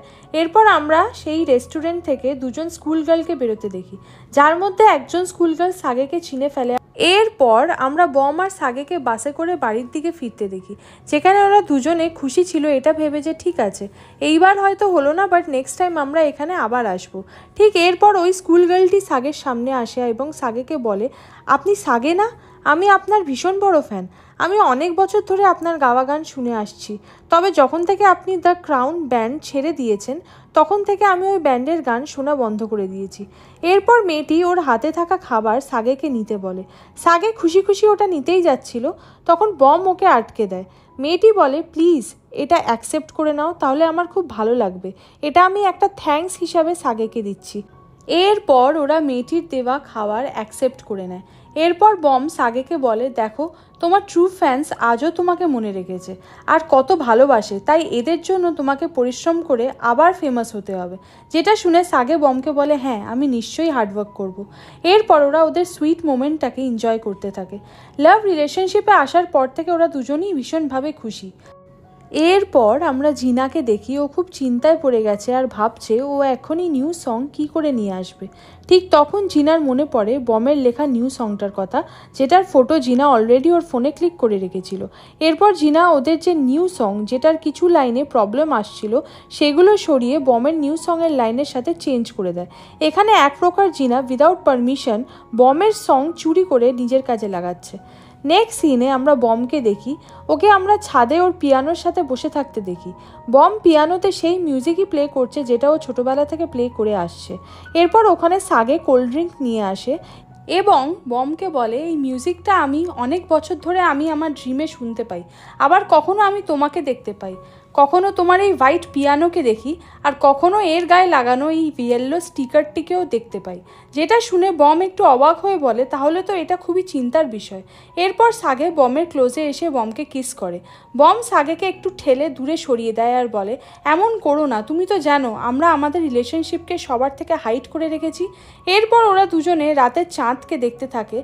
তখন বম সাগেকে বলে, তুমি যবে থেকে আমার লাইফে এসেছো আমি আবার আগের মতো হ্যাপি থাকতে শুরু করেছি, ঠিক যেমনটা আমি আমার মায়ের সাথে থাকতাম। যেটা শুনে সাগে বলে, তাই নাকি? এরপর সাগে আবারও বমকে কিস করে। এই সময় ওখানে তেয়ংও ছিল। ও একটু দূর থেকে ওদের দেখে নেয় কিস করতে, যেটা দেখে তেয়ং ভীষণই হার্ট হয়। আর ওর হার্ট হওয়াটাও স্বাভাবিক, বিকজ ও ছোটোবেলা থেকে যে মেয়েটিকে ভালোবেসে আসছে তার সাথে অন্য একটা ছেলেকে দেখছে কিস করতে, এবং বম এখন অন্য একজনের গার্লফ্রেন্ড হয়ে গেছে। এই জন্য তেয়ং ওর রুমে চলে আসে এবং মনে করতে থাকে যে বম সাগেকে বলল যে ও আবারও আগের মতো খুশি থাকতে শুরু করেছে, যেমনটা বম ওর মায়ের সাথে থাকতো। এদিকে আমরা বমকে দেখি, ওর চোখে জল, এবং সাগেকে বলছে, তুমি আমার সাথে আমার মাকে দেখতে যাবে? আমি আজ অবধি কখনো আমার কোনো ফ্রেন্ডকে আমার মায়ের সাথে দেখা করাতে নিয়ে যাইনি। ইনফ্যাক্ট আমি নিজেও কখনো সাহস করে যেতে পারিনি। আমি মাকে ভয় পাই, কারণ মা আমার ওপর অভিমান করে আছে। আমি ডাক্তারের কথায় আমার মায়ের মৃত্যুর পর আমার মায়ের সমস্ত অর্গানগুলোকে আমি ডোনেট করে দিয়েছিলাম, এই জন্য আমার মা আমার ওপর অভিমান করে আছে। এটা শোনার পর সাগে আগে শক হয়ে যায় আর চুপ করে দাঁড়িয়ে থাকে। এরপর বম ওর চোখের জল মুছে বলে, চলো আমরা কাল আবার দেখা করব, বলে বম ওখান থেকে চলে যায়। ঠিক বম চলে যাওয়ার সাথে সাথেই সাগের মাথায় ভীষণভাবে পেন হতে শুরু করে। এরপর সাগে কোনোভাবে ওর রুমে আসে এবং ওর মনে পড়তে থাকে সেই সময়ের কথা যে সময় ওর চোখ অপারেশন হয়েছিল। এরপর সাগে ওই রুমে আবারও ছোট বমকে দেখতে পায়, যে ওখানে খেলছে এবং দেওয়ালে কিছু ড্রয়িং করছে। এরপর সাগে প্রেজেন্টে ওই দেওয়ালটা চেক করে এবং ও সেম ড্রয়িংটায় দেখতে পায়, যেটা দেখে সাগে শক হয়ে যায়। এরপর সাগে যখন রুম থেকে বাইরে আসে তখন ও আবারও বমকে দেখতে পায়। সাগে অবাক হয় আর বলে, আমি এসব কেন দেখতে পাচ্ছি, কি হলোটা কি আমার? এরপর সাগে যখন নিচে আসে তখন আবারও বমকে দেখতে পায় এবং দেখে বমের মা ওই জায়গাটাতে সব কিছু বমের প্রিয় জিনিস দিয়ে সাজিয়ে রেখেছে, যেসব দেখে সাগে ভীষণভাবে হতবাক হয়ে যাচ্ছিল। নেক্সট ডে মর্নিংয়ে সাগে মিস কিমের কাছে আসে এবং বমের মা কিভাবে মারা গেছিল আর সেদিন কি হয়েছিল এগুলো জিজ্ঞাসা করতে থাকে। এরপর মিস কিম সাগেকে সব কিছু বলতে শুরু করে যে সেই রাতে বমের মা অনেক মানুষেরই প্রাণ বাঁচিয়েছিল। কাউকে নিজের হার্ট দান করে, কাউকে নিজের কিডনি দান করে ওনার সব অর্গানই ডোনেট করে দেওয়া হয়েছিল কাউকে না কাউকে। আর ওখানে আরও একজন ছিল যাকে বমের মা ওনার চোখ দান করেছিল। এরপর সাগে মিস কিমকে রিকোয়েস্ট করে বমের মায়ের ফটো দেখানোর জন্য। এরপর মিস কিমও সাগেকে বমের মায়ের ফটো দেখায়। তখন সাগের বমের মাকে দেখে খুবই চেনা চেনা লাগে। অলরেডি বুঝে গেছে যে ওর কাছে যেই চোখ দুটো আছে সেগুলো বমের মায়ের চোখ, কারণ যেই রাতে বমের মায়ের অ্যাক্সিডেন্ট হয়েছিল তখন সাগে হসপিটালে ভর্তি ছিল এবং ওই অ্যাক্সিডেন্টটার ব্যাপারে নিউজেও শুনেছিল। এরপর সাগে মিস কিমকে হসপিটালের নাম জিজ্ঞাসা করে যে হসপিটালে বমের মায়ের অর্গান ডোনেট করা হয়েছিল। মিস কিম যখন হসপিটালের নাম সাগেকে বলে তখন সাগে অবাক হয়ে যায়, বিকজ সেই সেম হসপিটালে সাগে অ্যাডমিট ছিল। নেক্সট সিনে আমরা সাগেকে রাস্তায় মনমরা হয়ে হাঁটতে দেখি, কারণ সাগের ভীষণই খারাপ লাগছে বমের জন্য। বম যে জিনিসটা নিয়ে সব থেকে বেশি রিগ্রেট করছে যে ওর মায়ের অর্গানগুলো ও ডোনেট করে দিয়েছে, তাই জন্য ওর মা ওর ওপর অভিমান করে আছে। তার মধ্যে একটা জিনিস যেটা ওর মায়ের চোখ, সেটা এখন আমার কাছে আছে। এদিকে আমরা বমকে দেখি ও সাগের জন্য ওয়েট করছে এবং ওকে কল করছে, কিন্তু সাগে বমের কোনো কলের আনসার করছে না। নেক্সট সিনে আমরা সাগেকে দেখি ও এখনও উদাস হয়ে রয়েছে আর সেই রাতের কথা মনে করছে যেই রাতে বমের মায়ের অ্যাক্সিডেন্ট হয়েছিল, আর এটা ঘটিয়েছিল মিস্টার চো, যার জন্য সাগে সেই রাতে মিস্টার চোয়ের সাথে ঝামেলা করে এবং মিস্টার চোকে পাঞ্চ মেরে নিচে ফেলে দিয়েছিল, কারণ সব দোষ ওনারই ছিল। এইদিকে বম সাগের জন্য ওয়েট করতে করতে সন্ধে করে ফেলেছে। ঠিক তখন ওর চোখের সামনে একটা কার অ্যাক্সিডেন্ট হতে দেখে, যেটা দেখে ওর অবস্থা খারাপ হতে শুরু করে। ওর মায়ের অ্যাক্সিডেন্টের দিনের কথা মনে পড়ে যায় যখন বম ওর মাকে কল করছিল। এই জন্য বম ঘাবড়ে গিয়ে তেয়ং, জিঙ্গু, গিউরি সবাইকে কল করতে শুরু করে এবং ওদের জিজ্ঞাসা করে তোমরা কি কেউ সাগেকে দেখেছো, তোমরা জানো সাগে এখন কোথায় আছে। এইদিকে আমরা সাগেকে দেখি ও দৌড়ে দৌড়ে মিস্টার চোয়ের কোম্পানির সামনে আসে এবং ঠিক তখন মিস্টার চো ওনার কার করে কোম্পানি থেকে বেরিয়ে যাচ্ছিল। তাই জন্য সাগে একটু আপসেট হয়ে যায়, বিকজ ও মিস্টার চোয়ের সাথে কথা বলবে বলে এসেছিল। এদিকে আমরা বমকে দেখি ও দাঁড়িয়ে দাঁড়িয়ে রাত করে ফেলেছে। এরপর ওখানে তেয়ং আসে ওকে নিতে এবং বমকে বকে আর বলে তুমি কি পাগল হয়ে গেছো। বম কেঁদে কেঁদে তেয়ংকে বলে ওপ্পা আমি সাগের সাথে কন্ট্যাক্ট করতে পারছি না, সেই জন্য আমার মনে হচ্ছে ওর কার অ্যাক্সিডেন্ট হয়ে গেল না তো, যেমনটা আমার মায়ের সাথে হয়েছিল। আমার ভীষণ ভয় লাগছে, ও হয়তো আমার মায়ের মতো আমাকে ছেড়ে চলে যাবে। তেয়ং অবাক হয়ে বমের দিকে তাকিয়ে থাকে আর ভাবে বমের কন্ডিশন একদম ভালো নেই আর ও সাগের জন্য কিভাবে চিন্তা করে চলেছে। ঠিক এরপরেই বম সেন্সলেস হয়ে তেয়ংয়ের ওপর পড়ে যায়। নেক্সট ডে মর্নিংয়ে বম ছাদে একা একা মন খারাপ করে বসে আছে আর ভাবছে এই সাগে কোথায় উধাও হয়ে গেল। ও যখন বাড়ি ফিরবে আমিও ওকে কিছুতেই আজ ক্ষমা করব না। এরপর ওখানে তেয়ং আসে এবং বমকে বলে তুমি কি আমার সাথে যাবে, কারণ আমি সাগের সাথে দেখা করতে যাচ্ছি। যেটা শুনে বম খুব খুশি হয় এবং তেয়ংয়ের সাথে যাওয়ার জন্য রাজি হয়ে যায়। নেক্সট সিনে আমরা সাগেকে দেখি ও যখন তেয়ংয়ের সাথে দেখা করতে এসছিল তখন বমকে দেখে ও অবাক হয়। সাগেকে দেখে বম দৌড়ে ওর কাছে যায় এবং ওকে জিজ্ঞাসা করে তুমি কোথায় উধাও হয়ে গেছিলে। এরপর বম নোটিস করে যে সাগের মুড ঠিক নেই, এই জন্য ও সাগেকে ছেড়ে দেয়। এরপর বম সাগেকে বলে আজ থেকে আমরা আমাদের বাড়ির ছাদে মিউজিক প্র্যাকটিস করব, তাই সময় মতো প্র্যাকটিসের জন্য চলে এসো। কিন্তু সব শুনেও সাগে চুপ করে দাঁড়িয়েছিল, যেটা দেখে বমের খুব কষ্ট হচ্ছিল যে কেন ও বমকে কোনো আনসার করছে না। বম বুঝে যায় হয়তো সাগে এখন প্র্যাকটিসের জন্য ইন্টারেস্টেড নয়, তাই জন্য বম ওখান থেকে চলে যেতে যাচ্ছিল। ঠিক তখন সাগে ওর সামনে এসে ওকে বলে যে ও ব্যান্ড ছেড়ে দিচ্ছে, যেটা শুনে বম শক হয়ে যায়। তার সাথে সাথে তেয়ংও অবাক হয়। সাগে বলে যেহেতু এই ব্যান্ডকে আমি শুরু করেছিলাম তাই আমি চাইলেই এই ব্যান্ডকে শেষ করতে পারি। তখন বম সাগেকে জিজ্ঞাসা করে কিন্তু কেন, আমি তো অলরেডি কন্ট্রাক্ট সাইন করে দিয়েছি। এরপর সাগে বমকে বলে আমার তোমাদের সাথে কিছু করারই কোনো ইচ্ছে ছিল না, আমি তো ব্যান্ডটা জাস্ট টাইম পাসের জন্য স্টার্ট করেছিলাম, তবে আমার মনে হচ্ছে তোমরা এই জিনিসটাকে খুব সিরিয়াসভাবে নিয়ে নিয়েছো। এরপর বম সাগেকে বলে ঠিক আছে তুমি যেমনটা চাও সেটাই হবে। এরপর বম ওখান থেকে কাঁদতে কাঁদতে চলে যেতে থাকে। ওর ভীষণই কষ্ট হচ্ছিল এটা ভেবে যে সাগে সিরিয়াস ছিল না আর ওকে একটা পুতুলের মতো ইউজ করছিল, যাকে সাগে কখনো ভালোই বাসেনি, জাস্ট টাইম পাস করছিল। বম চলে গেলে তেয়ং সাগের ওপর রেগে গিয়ে ওকে একটা পাঞ্চ মেরে দেয় আর বলে তোমাকে বলেছিলাম না বমকে তুমি হার্ট করবে না। সাগে বলে আমি এইরকমই, আমি একজন প্লে বয় টাইপের, যার জন্য আমি কোনো রিলেশনশিপে সিরিয়াস হতে পারি না। আর তাছাড়া তুমি এত রেগেই বা যাচ্ছ কেন, তোমার জন্য তো এটা খুব ভালো সুযোগ হয়ে গেল বমের ক্লোজে যাওয়া। এটা শুনে তেয়ং আবার সাগেকে পাঞ্চ মারে। এরপর সাগেকে বলে আমাদের সামনে নিজের এই মুখটা নিয়ে আর কোনোদিনও আসবে না, স্পেশালি বমের সামনে তো আসবেই না। এটা বলে তেয়ং ওখান থেকে চলে যায়। ওরা দুজন চলে গেলে তারপর সাগে ফিল করে যে ও কীভাবে বম আর তেয়ংয়ের সাথে খুবই বাজে ব্যবহার করলো আজ। নেক্সট সিনে আমরা বমের বাড়ির সামনে একটা এক্সপেন্সিভ কার দেখি, যেটা থেকে জিঙ্গু বেরিয়ে আসে। এরপর আমরা দেখি ঘিউরি ওর বাড়ির সামনে থেকে এত এক্সপেন্সিভ একটা কার চলে যেতে দেখে খুব খুশি হয়, কিন্তু ঘিউরি নোটিস করেনি যে ওই কার থেকে জিঙ্গু নেমেছে। এরপর ঘিউরি যখন ঘুমের ঘরে ছিল তখন জিঙ্গু ওর একটা ছবি তুলে নেয় এবং বলে, আচ্ছা তাহলে তুমি বাড়িতে থাকলে এমন দেখতে লাগো। ঘিউরি লজ্জায় পড়ে যায় এবং ওর মুখ লুকিয়ে নেয় আর বলে, না না আমি ঘিউরি না, আমি অন্য কেউ। জিঙ্গু হেসে বলে, আমি তোমাকে ভালো করে চিনি, তুমি ঘিউরি। এরপর জিঙ্গু ওদের বাড়িতে ঢুকে খাবারের জিনিস খুঁজতে থাকে, যেটা মিস কিম দেখে বলে, আরে তুমি কি করছো? এরপর জিঙ্গু মিস কিমকে বলে, আজ থেকে এখানে মিউজিক প্র্যাকটিস হবে, তাই জন্যে আমিও ভাবছি যে আমিও এখানেই থেকে যাব। এরপর আমরা ঘিউরিকে দেখি ও জিঙ্গুকে বলছে যে ওর ফটোসগুলো যেন জিঙ্গু ডিলিট করে এক্ষুনি, বাট জিঙ্গু রাজি হয় না ডিলিট করতে এবং অলরেডি ওর ওয়ালপেপারে ঘিউরির উইদাউট মেকআপ ফটোটা সেট করে রেখেছে, যেটা দেখে ঘিউরি ওর ফোন কেড়ে নিতে যাচ্ছিল। ঠিক তখন জিঙ্গুর ফোনে বমের একটা SMS আসে, যেটা হলো আজকে প্র্যাকটিস হবে না, ক্যান্সেল হয়ে গেছে। সেটা দেখে ওরা দুজনেই অবাক হয়ে যায়। নেক্সট সিনে আমরা বমের সাথে তিয়ংকে দেখি। বম ওখানে সাগেকে নিয়ে কোনো কথাই বলছিল না। তিয়ংকে বলে, চলো আমরা ডিনারের জন্য কোথাও যাই। এরপর ওরা ডিনারের পর অনেক ড্রিঙ্ক করে, যার জন্য বম প্রায় ড্রাঙ্ক হয়ে পড়ে। এরপর তিয়ংও যখন বমের সাথে মোমেন্টটা এনজয় করছিল তখন ওর হাত থেকে একটা কিছু দূরে গিয়ে পাশের টেবিলে পড়ে। এরপর বম আর তিয়ং পাশের টেবিলে বসে থাকা লোকগুলোর কাছে গিয়ে সরি বলে, কিন্তু লোক দুটো ওদের ওপর ভয়ঙ্করভাবে রেখেছিল। তাই জন্য বম কোনো উপায় না পেয়ে সেন্সলেস হওয়ার ভান করে এবং তিয়ংয়ের ওপর পড়ে যায়।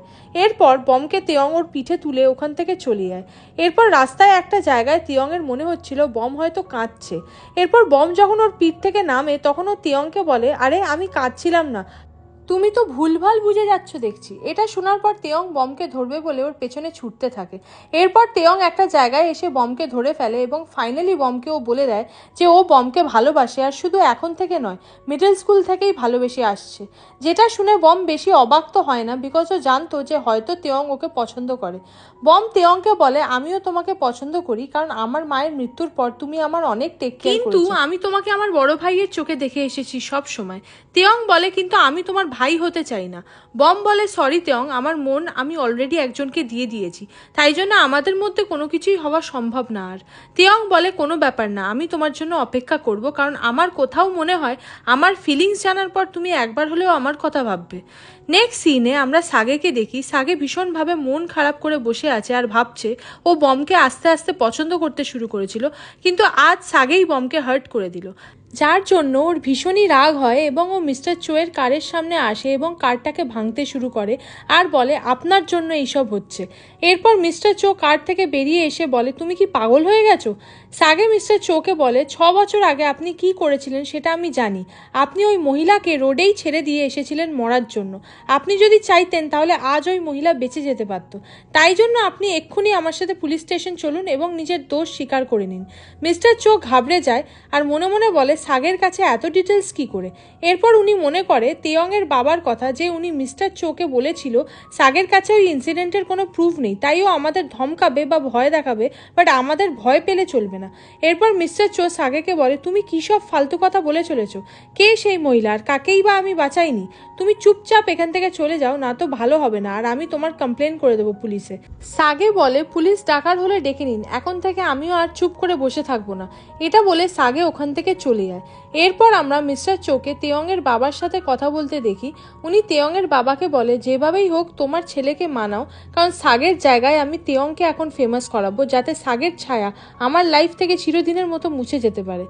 নেক্সট সিনে সাগে যখন বাইরে আসে তখন ম্যানেজার মিনের সাথে ওর দেখা হয়। ম্যানেজার মিন সাগেকে জিজ্ঞাসা করে, তোমার হাতে এই রডটা কি করছে? এসব জিনিস তোমার কাছে রেখো না প্লিজ, কারণ এইগুলো দেখলে আমার সেই দিনের কথা মনে পড়ে যায় যখন আমি তোমার সিনিয়র ছিলাম আর তুমি ট্রেনি ছিলে। আমরা একসাথে ডান্স প্র্যাকটিস করছিলাম, তখন আমার হাতে থাকা একটা রড তোমার চোখে লেগে তোমার চোখ নষ্ট হয়ে গেছিল।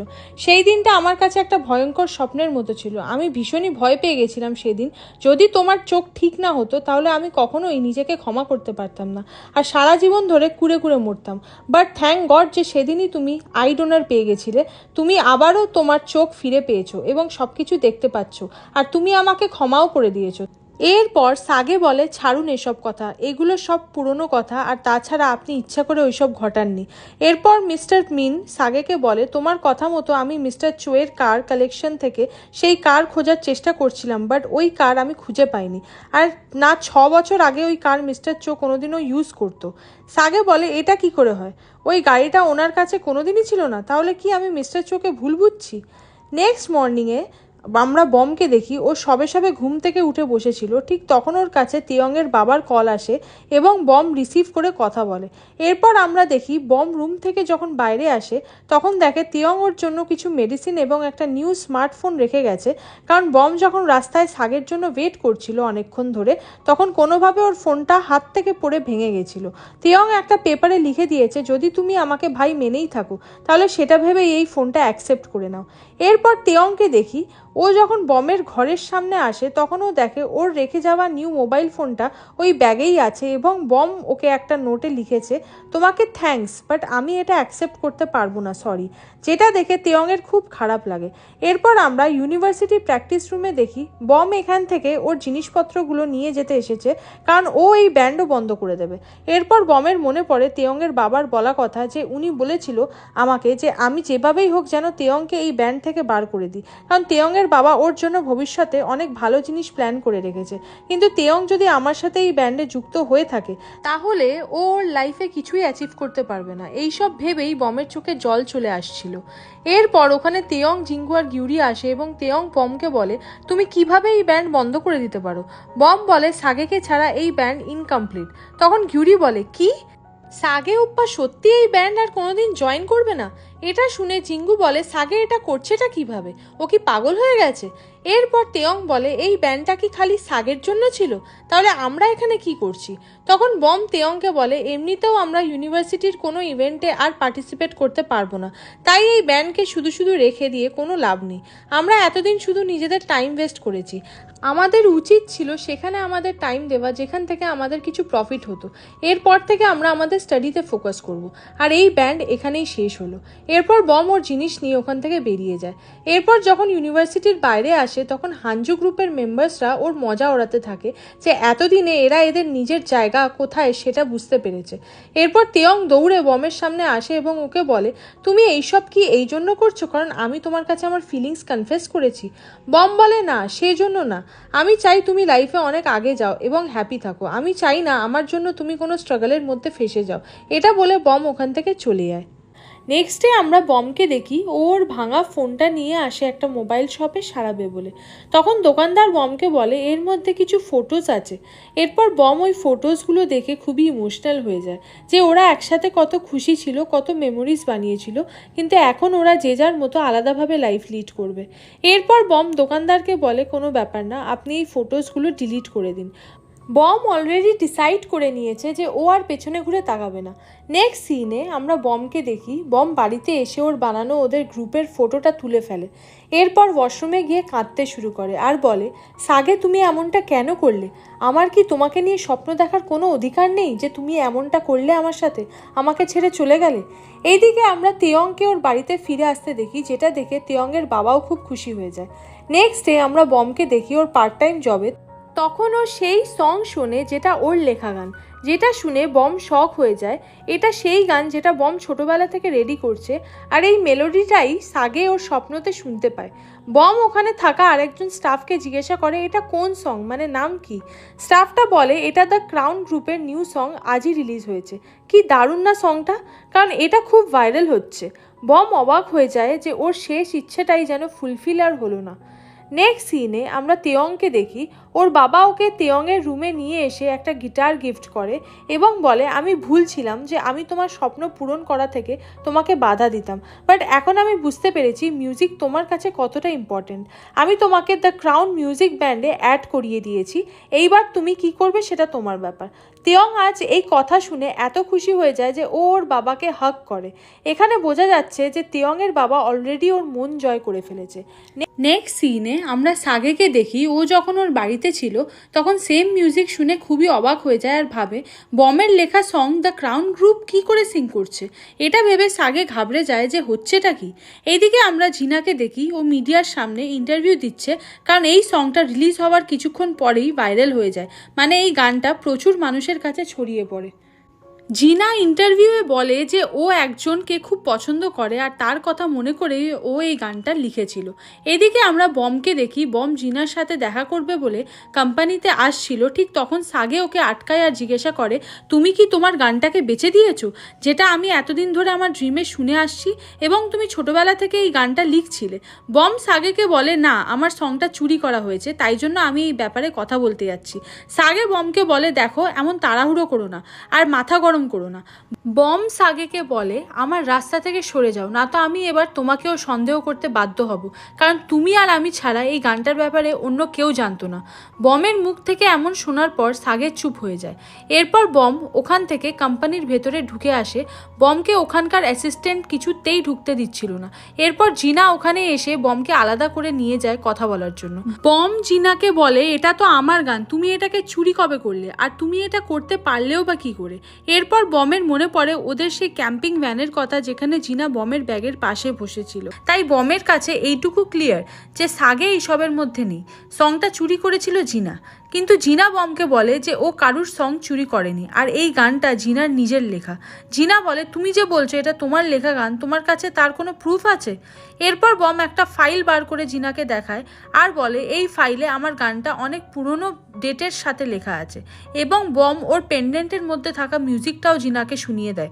এরপর জিনাকে বলে আমার কাছে এইসব প্রুফ আছে, তাই জন্য এইবার আমি তোমার নামে কেস করব। যেটা শুনে জিনা ঘাবড়ে যায়। এরপর ও আর কোনো কথা না বলে জিনা গার্ডসদের ডেকে বমকে জোর করে কোম্পানি থেকে বার করে দেয়। এরপর কোম্পানির বাইরে পুলিশ চলে আসে এবং এসে বমকে নিয়ে যায়। যেসব দেখে সাগে অবাক হয়ে যায় আর পুলিশের গাড়ির পেছনে ছুটতে থাকে আর বলে বমকে ছেড়ে দিতে, বিকজ ওর কোনো দোষ নেই। নেক্সট সিনে আমরা মিস্টার চোকে দেখি উনি চুপি চুপি বম আর জিনার সব কথা শুনছিল। তাই জন্য উনি জিনাকে জিজ্ঞাসা করে তুমি কি সত্যি সত্যি বমের সং চুরি করেছো? জিনা ওখানে চুপ করে কিছুক্ষণ দাঁড়িয়েছিল, কোনো কথা না বলে। এরপর জিনা মিস্টার চোয়ের পায়ের কাছে বসে পড়ে এবং বলে হ্যাঁ বাবা, বমের সংটা আমি চুরি করেছি, সেই জন্য আমার এখন খুব ভয় লাগছে। প্লিজ তুমি আমাকে কোনোভাবে বাঁচিয়ে নাও। আমার উপর অনেক প্রেশার ছিল নতুন একটা সং লঞ্চ করার, যার জন্য আমি এটা করে ফেলেছি। মিস্টার চো জিনার ওপর আরও রেগে গিয়ে বলতে থাকে তুমি এটা করতে পারলে কি করে? অ্যাটলিস্ট আমার কোম্পানির কথা তো একবার হলেও ভাববে। তুমি এইসব করে আরও একবার বম আর সাগেকে ক্লোজে এনে দিলে। এরপর মিস্টার চো জিনাকে বলে আমি দেখছি কি করা যায়, তবে তুমি আর কখনো এটা বলবে না যে ওই সংটা বমের। তুমি সবসময় এটাই বলবে ওই সংটা তোমার আর তুমি ওটা লিখেছো। নেক্সট সিনে আমরা বমকে পুলিশ স্টেশনে দেখি। বম সেখানে বসেছিল এবং পুলিশকে যখনই বলতে যাবে যে ওর গান চুরি করা হয়েছে, ঠিক সেই সময় ওখানে সাগে চলে আসে এবং অফিসারকে বলে যে এটা আমার গার্লফ্রেন্ড, অ্যাকচুয়ালি আমাদের ব্রেকআপের কারণে ওর মাথা একটু খারাপ হয়ে গেছে। এরপর সাগে বমকে জবরদস্তি ওখান থেকে নিয়ে যায়। বাইরে এসে বম সাগের ওপর ভীষণ রেগে যায় এবং সাগেকে বলে আমি এসব কিছু মুখ বুজে সহ্য করব না, আমি জিনাকে শাস্তি দিতে চাই এবং মিস্টার চুয়ের কোম্পানি যেটা আমার সাথে করেছে সেটা একদম ভালো করেনি। সাগে বমকে বোঝায় যে দেখো এরম তাড়াহুড়ো করে কিছু হবে না, আমাদের প্ল্যানিং করে সব কিছু করতে হবে, কারণ আমাদের সামনের যে পার্টি তারা খুবই স্ট্রং, ওরা এতটাই স্ট্রং যে ওরা তোমার সাথেও কিছু উল্টোপাল্টা করতে পারে। এরপর বম সাগেকে বলে তুমি এসবের মধ্যে কেন পড়ছো, আমি তোমাকে আর এক ফোঁটাও বিশ্বাস করি না, তোমার যখন ইচ্ছে তুমি আসবে এবং যখন ইচ্ছে তুমি ছেড়ে চলে যাবে। সাগে বলে আমি জানি তুমি এখনই আমার উপর বিশ্বাস করতে পারবে না, কিন্তু আমি শুধু তোমাকে এটার জন্য সাবধান করছি যে তুমি যেন হুটহাট প্ল্যানিংয়ে কোনো ডিসিশন না নাও। এদিকে আমরা তিয়ংকে দেখি ও মিস্টার চুয়ের কোম্পানিতে এসেছে এবং ওকে সেই সব জিনিস দেওয়া হচ্ছে যেগুলো সাগে একসময় ইউজ করতো। আর এটা হলো সাগের সেই প্র্যাকটিস রুম যেখানে ও প্র্যাকটিস করতো। অ্যাকচুয়ালি তিয়ং ডিসাইড করে নিয়েছে যে ও ওর ক্যারিয়ার নিয়েই সব থেকে বেশি ভাববে, তাই জন্য ও যখন প্র্যাকটিস করতে শুরু করে তখন বাইরে থেকে জিনা ওকে কেয়ারফুলি দেখতে থাকে আর ভাবে ছেলেটা খুবই হার্ডওয়ার্কিং। এরপর জিনার কাছে সাগের SMS আসে। সাগে জিনাকে বলে আমি ভাবতে পারিনি তুমি এমন একটা জিনিস করতেও পারবে কখনো, অ্যাকচুয়ালি তুমিও একদমই তোমার বাবার মতো, এই জন্য আমি তোমার সাথে কোনো রিলেশন রাখতে চাই না। যেটা পড়ে জিনার খুবই দুঃখ হয়। এইদিকে আমরা সাগেকে দেখি ওর সোশ্যাল পেজ থেকে পোস্টের মাধ্যমে সবাইকে জানাতে চায় যে কিভাবে ওর একটা ক্লোজ ফ্রেন্ড বমের গান চুরি করেছে, কিন্তু পোস্টগুলো আপলোড হওয়ার পরেই একাই ডিলিট হতে শুরু করে, কারণ মিস্টার চো সাগের সব অ্যাকাউন্টের কন্ট্রোল নিজের কাছে নিয়ে রেখেছে। এরপর আমরা বমকে দেখি বম একটা লয়ারের কাছে এসেছে এবং ওর কেসটা লড়ার কথা বলছে। লয়ার বমকে বলে, আমি আজ অবধি কোনো কেস জিততে পারিনি, আর তুমি ওপর থেকে চো এন্টারটেনমেন্টের বিরুদ্ধে কেস লড়তে বলছো। ওদের কাছে গানটার কপিরাইট আছে, তাই জন্য এখন আর কিছুই করা সম্ভব না।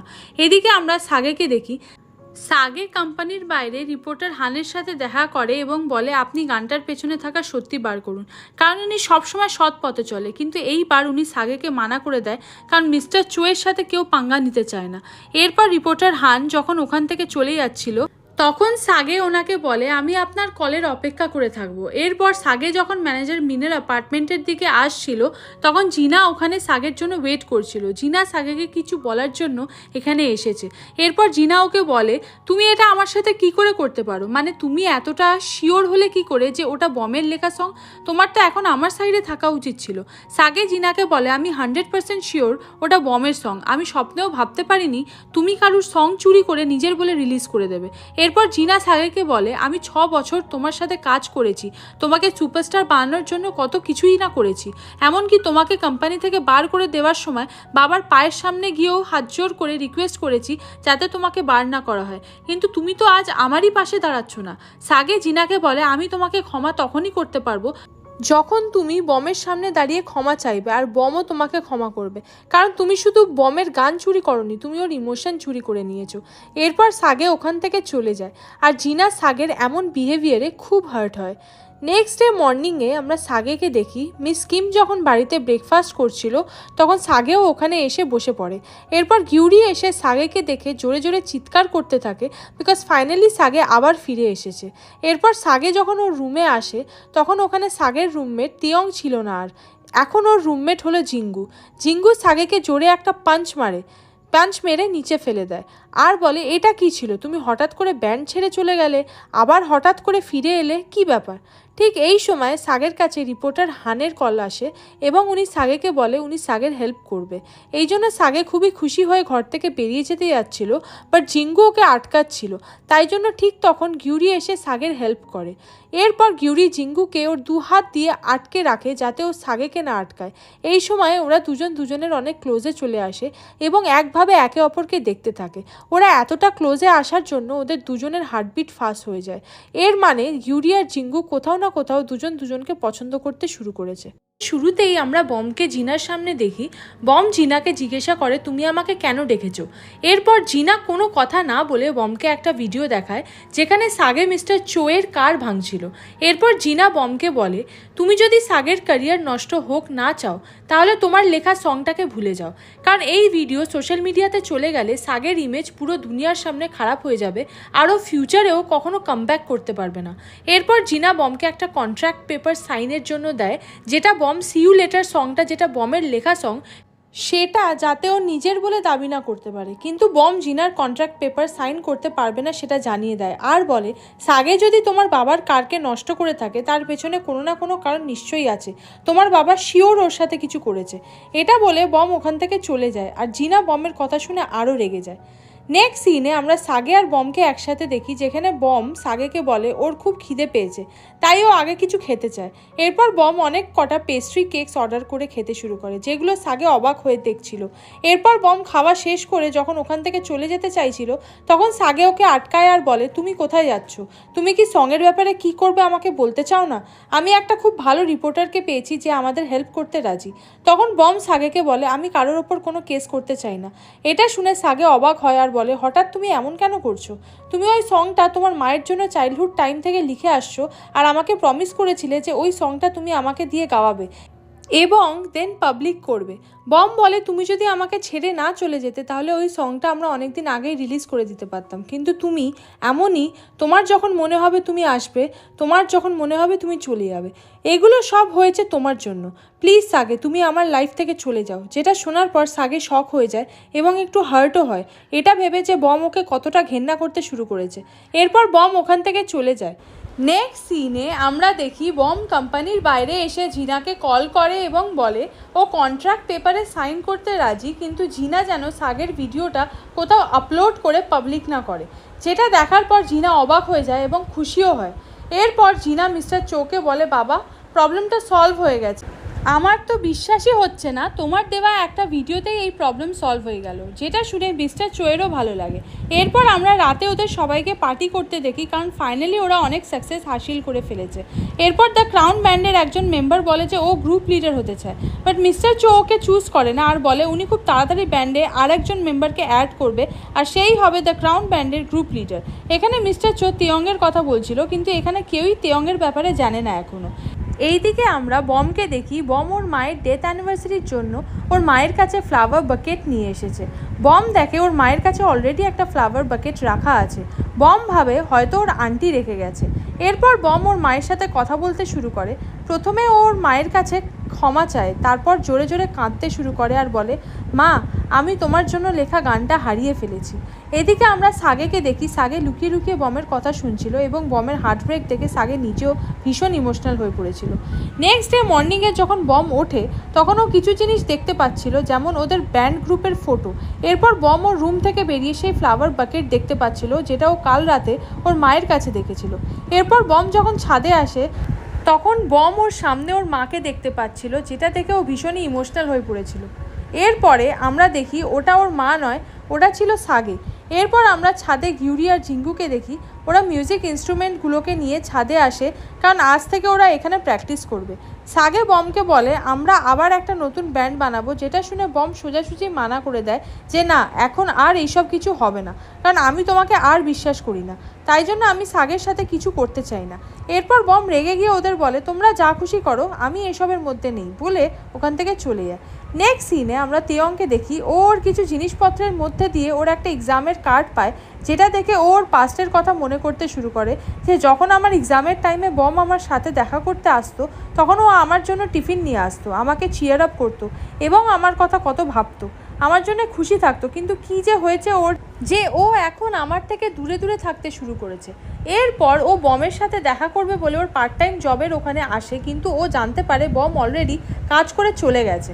এইদিকে আমরা বমকে দেখি, ও যখন রাস্তায় পাশ থেকে হাঁটছিল তখন আশেপাশে দ্য ক্রাউন গ্রুপের নিউ সং চলছিল, যেটা ওর লেখা সং। ওটা শুনে বমের শরীর খারাপ করতে শুরু করে। ঠিক তখন পেছন থেকে সাগে এসে বমের কানে একটা হেডফোন লাগিয়ে দেয়। এখানে সেই গানটা চলছিল যেটা বমের লেখা গান, এবং সাগে ওই গানটাকে নিজের ভয়েসে রেকর্ড করেছে। গানের মাঝেও কিছুটা র্যাপ ভার্সনও অ্যাড করেছে, যার জন্য সংটা আরও বেশি ইউনিক হয়ে গেছে।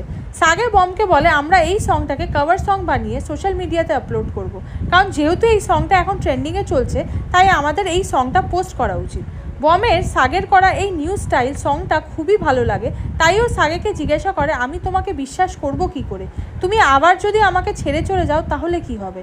তখন সাগে বমকে প্রমিস করে বলে যে না, আমি আর তোমাকে কখনো ছেড়ে যাব না, আর আমরা এবার থেকে একসাথেই থাকবো। এরপর ওরা দুজনে একসাথে যেতে থাকে ওখান থেকে।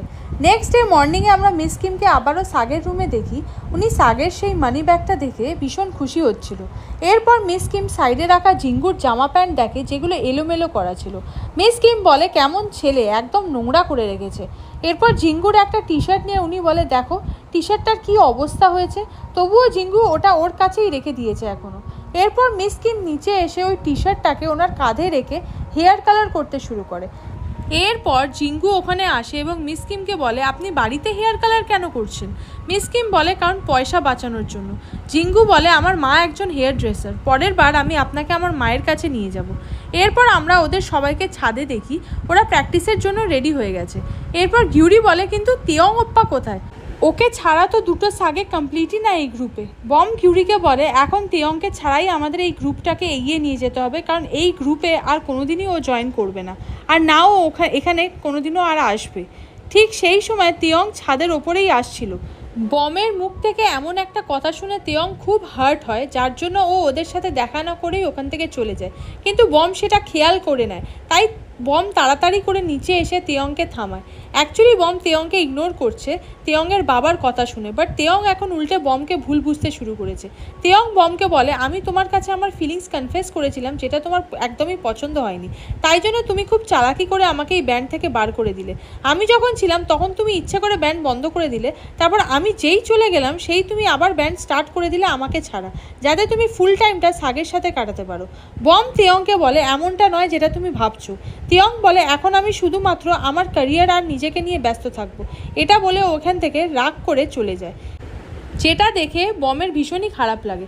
এরপর আমরা দেখি ওরা একসাথে গান প্র্যাকটিস করছে এবং সি ইউ লেটার গানটাকে ভালোভাবে তোলার চেষ্টা করছে। এদিকে আমরা তেয়ংকে দেখি, তেয়ংও সেম সংটা প্র্যাকটিস করছে। এদিকে জিনা বাইরে থেকে তেয়ংকে দেখছে, কারণ আজ থেকে জিনাই ওর টেক কেয়ার করবে।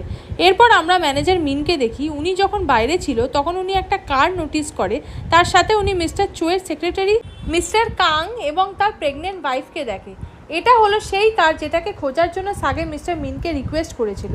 ম্যানেজার মিন যখন অন্য একজনের থেকে এই গাড়িটার ব্যাপারে জানতে চায়, তখন সে বলে এই গাড়িটা মিস্টার চোয়ের একটা ফ্রেন্ডের ছিল, সেই ফ্রেন্ড পরে এই গাড়িটা মিস্টার চোকে দিয়ে দেয় এবং মিস্টার চো ওনার সেক্রেটারিকে এই গাড়িটা দিয়ে দেয়। ম্যানেজার মিন এই ইনফরমেশনটা সাগেকে এসএমএস করে দিতেই যাচ্ছিল, ঠিক তখন মিস্টার চো ম্যানেজার মিনের হাত থেকে ফোনটা কেড়ে নেয়। এরপর সেই এসএমএসটাও পড়ে এবং বুঝে যায় যে ম্যানেজার মিন কী করতে চাইছিল, আর এটা ম্যানেজার মিন ফিল করার পর উনি নিজেও ঘাবড়ে যায়। এইদিকে আমরা দেখব ফাইনালি ওরা সি ইউ লেটার কভার সংটা রেকর্ড করার জন্য রেডি হয়ে গেছে। এখানে সবাই ওদের মুখটা ঢেকে রেখেছিল, কারণ কিছু মানুষ যারা সাগের হেটার্স হয়ে গেছে, সাগে ওর গলাটাকে একটু চেঞ্জ করে এই গানটাকে ফাইনালি রেডি করে ফেলে এবং ফাইনালি ওরা সবাই মিলে একটা খুব সুন্দর কভার সং গেয়ে ফেলে। নেক্সট ডে মর্নিংয়ে আমরা দেখি ম্যানেজার মিন মিস্টার চোকে বলছে সাগে ওই কারের ব্যাপারে খোঁজ করতে বলেছিল, তাই ম্যানেজার মিন ওকে ইনফরমেশন দিচ্ছিল। মিস্টার চো ম্যানেজার মিনকে বলে, না তুমি ওকে কিছু বলবে না এই ব্যাপারে। তখন ম্যানেজার মিন মিস্টার চোয়ের কথার আগেনস্টে হতে থাকে এবং সাগের সাইড নিতে থাকে। তখন মিস্টার চো ম্যানেজার মিনকে ধমকি দেয়, আমি চাইলে তোমাকে বরবাদ করে দিতে পারি, ওই জন্য শান্তিতে বসে থাকো। জানো তো কখনো কখনো মানুষ এমনি এমনি গায়েব হয়ে যায়। এইসব শোনার পর ম্যানেজার মিন একটু ভয় পেয়ে যায়। নেক্সট সিনে আমরা দেখি ওরা সবাই একসাথে বসে আছে দ্য ক্রাউন ব্র্যান্ডের নিউ মেম্বারকে দেখার জন্য, যার আজ ফেস রিভিল করা হচ্ছে। এরপর ওরা যখন বুঝতে পারে এটা আর কেউ না তেয়ং, যেটা দেখে ওদের কাছে ভীষণই শকিং লাগে। ওরা ভাবে তেয়ং কী করে আমাদের বিপরীত গ্রুপে অ্যাড হলো, যারা আমাদের শত্রু। সো হাই ড্রামা লাভার্স, এখানেই পার্ট 2 শেষ হলো। এই ড্রামার ছোট ছোট পার্টও আছে, তোমরা চাইলে সেগুলোকেও দেখতে পারো। প্লিজ তোমরা চ্যানেলটি সাবস্ক্রাইব করে রেখো, তাহলে তোমরা নেক্সট পার্টের জন্য নোটিফিকেশন সবার আগে পেয়ে যাবে। তো দেখা হচ্ছে নেক্সট একটা ভিডিও নিয়ে। বাই।